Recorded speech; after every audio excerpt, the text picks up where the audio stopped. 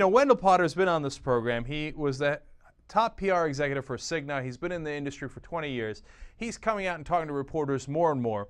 And he knows what the playbook is. And he explained the playbook on this show, and he explained it again to reporters in a press conference yesterday.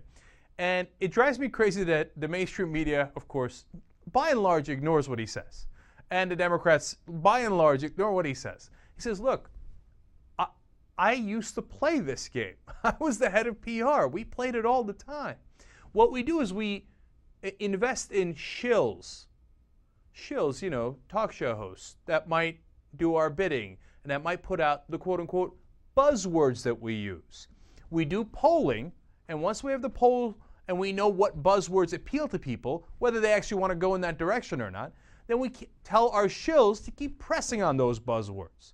And so we'll do the scare tactics like euthanasia, et cetera, and we will say, because I've said it before, he says, he was there when they killed the Clinton healthcare program.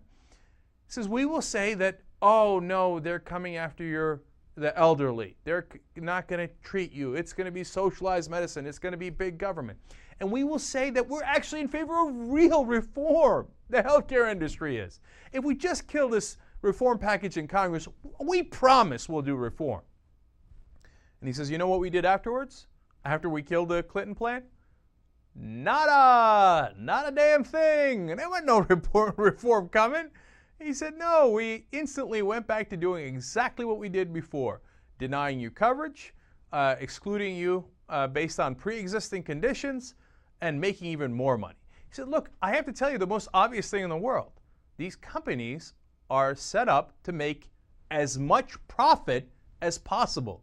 It is their legal responsibility to make as much profit as possible. So if they tell you, oh, no, we're going to lower our profits to help the American people, it is the most obvious lie in the world. Okay? Now, that doesn't mean you can't have a functioning insurance system that's private. You certainly can, and even in countries that are single payer, sometimes you have additional insurance on top if you want something more than what the government's providing you. It doesn't mean they're evil. It's just capitalism. It's how it works. But you shouldn't be naive in thinking, oh, no.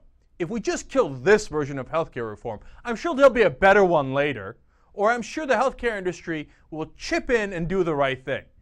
Well, that's just absolutely laughable.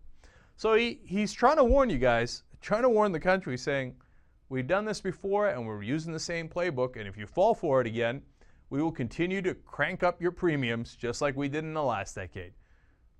Our premiums on average in the country have gone up 119% in the last 10 years. If you like those kind of numbers, go ahead and kill this healthcare reform and see what happens next.